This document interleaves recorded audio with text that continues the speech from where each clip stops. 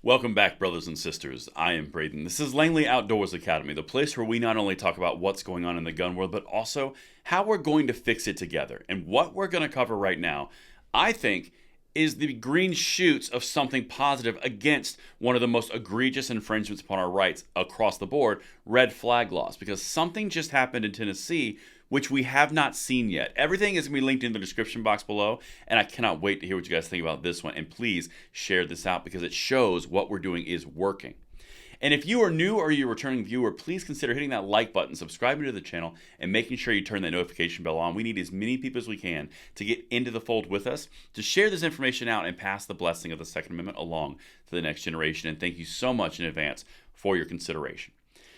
But my brothers and sisters, what we're going to talk about right now is how Tennessee has dodged the red flag laws that was introduced and pushed by, well, one, the Republican governor of Tennessee, but also gun control groups. We saw a big push from all the gun control groups in Tennessee, specifically Nashville. But what's important and what's interesting to note is the response to the red flag laws that were put forward from the initial introduction all the way to the end result. If you are not familiar with what happened, very high level, the Republican governor of Tennessee said, I want to put forward some sort of protective order, something that will really help people and help them avoid any kind of issue in the country or the state, which he basically described a red flag law. But he never said the words red flag law. I mentioned it on my video when I covered it. He was very careful not to say red flag law. I picked up a hint then, but now here's some more proof. Check this out. What we're doing is working. Tennessee Republicans unlikely to move on governor's gun control proposal. Intra-party split emerges after the terrible tragedy in Nashville, which we all know what happened, and we all can admit that it was a terrible tragedy. We never want this to happen. No one watching these videos wants this to happen. No one not watching these videos. This is a thing that you want to avoid across the board. We have a different prescription. Tennessee's going the right way. The gun controllers are going the wrong way. Anyway, let's continue. The GOP-dominated Tennessee legislature appeared likely to wind down its session without taking up the measure to tighten gun control laws following the terrible situation we covered.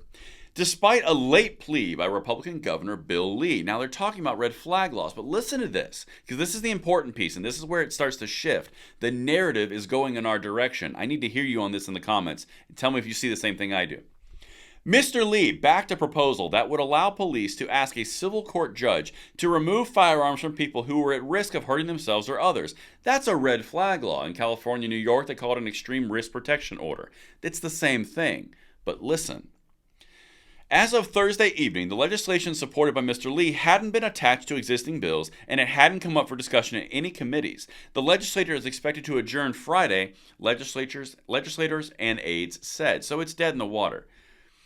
But there's an interesting thing here, from the interesting introduction of the governor not wanting to say the words red flag law, to the response of the legislators not wanting to say red flag law and not even support it at all. If you contrast this to Florida, when they introduced red flag laws, you have a very interesting juxtaposition. Something has changed because back then, red flag laws were the new hotness. Now, they seem to have a stigma attached. Check this out. A Republican operative at the state capitol who was familiar with the recent discussions on the proposal said it landed with a thud in both chambers. Okay, that's solid, first of all. The Tennessee Firearms Association, a gun rights group, had lobbied against the effort. Quote, it's dead for the time being, Richard Archie, a member of the group's board, said at the proposal by Mr. Lee. And this is the whole point of the video right here, this sentence. Quote, Lee said top lawmakers gave input on the proposal and he argued it isn't a red flag law. He called that term a toxic political label meant to draw lines in the sand so nothing gets done. Skirt! This is the key point of this video. Introducing it, he never called it a red flag law. And the left, Chris Murphy, Mr. Gun Control of the Senate, the gun control organizations, Mom to Man Action, Everytown for Gun Safety, GiveHerbs.org, they all call it red flag laws. In fact, on Everytown for Gun Safety, it's one of the main ranking systems for how safe a state is. Red flag laws are a nomenclature of the left. That is something that they call it because it's easier to say than extreme risk protection orders. And it's innocuous enough to say, well, it's to explore red flags without hitting down on the fact that you have no representation, that there is no constitutional backing for a red flag law. That's why they call it a red flag law. But it's interesting because now all of a sudden it's a political label that's meant to divide people. That's weird because it's a leftist term, as I mentioned. Now we get to the back end. This is the important part for you and I.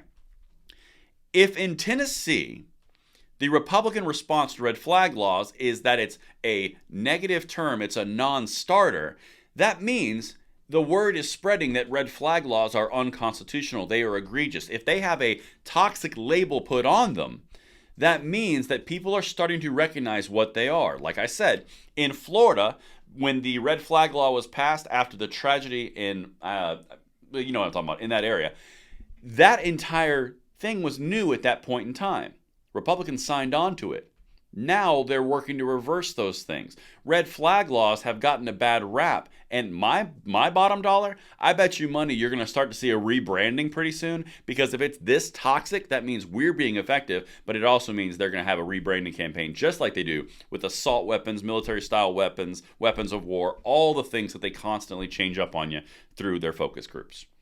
That's what I've got for you guys. Let me know what you think in the comments below, and I will see you on the next one. I'm Braden. See you later.